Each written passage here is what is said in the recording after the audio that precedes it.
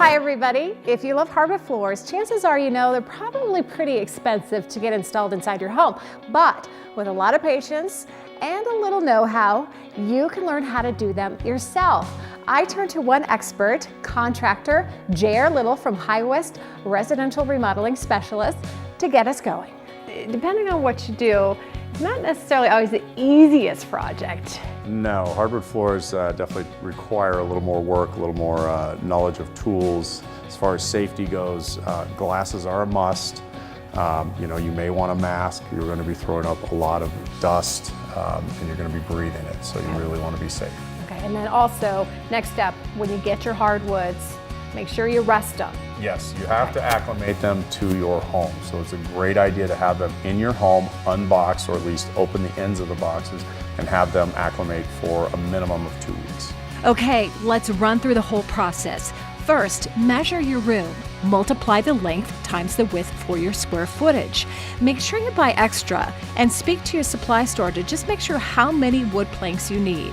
We had some boards with flaws, and from time to time, you will make a mistake in cutting. Next, take out the baseboards. This will allow you to get the wood close to the walls. For my floors, we had to tie into existing wood floors. We're going to explain how you can do that in a future segment. Roll out your barrier. JR suggests using a resin paper. It's very inexpensive, and you can buy it at any flooring store. We want to staple down nice and tight so that we can get our lines and our lines don't move once we get going with our first row here.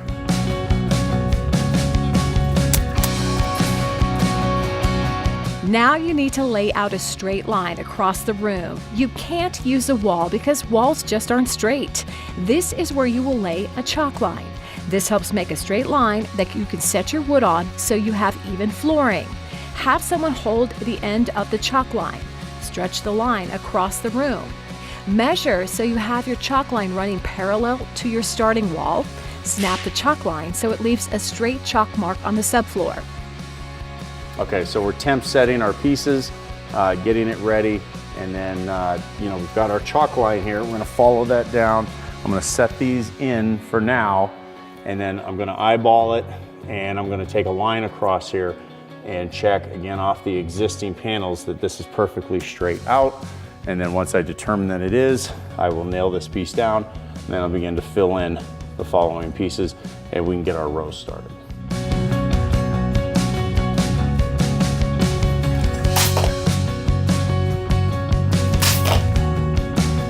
When your pieces come in, you generally want to stay approximately about 6 inches away, so you don't want to stack seams. The other thing you want to not do is ever stack a seam like this. Stay away, and you don't want to do this either.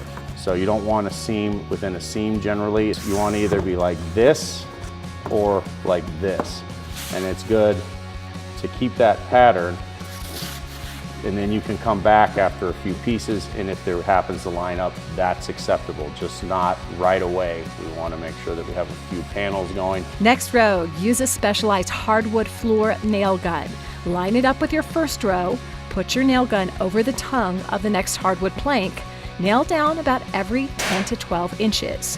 You're going to use a mallet to drive the staple into the hardwood plank. So when you get close to a wall, it gets difficult to use that specialized gun. Use a pry bar to make sure the boards are secure and flush. Use wood glue right there under the boards, and then use a regular nail gun to hold that floor into place.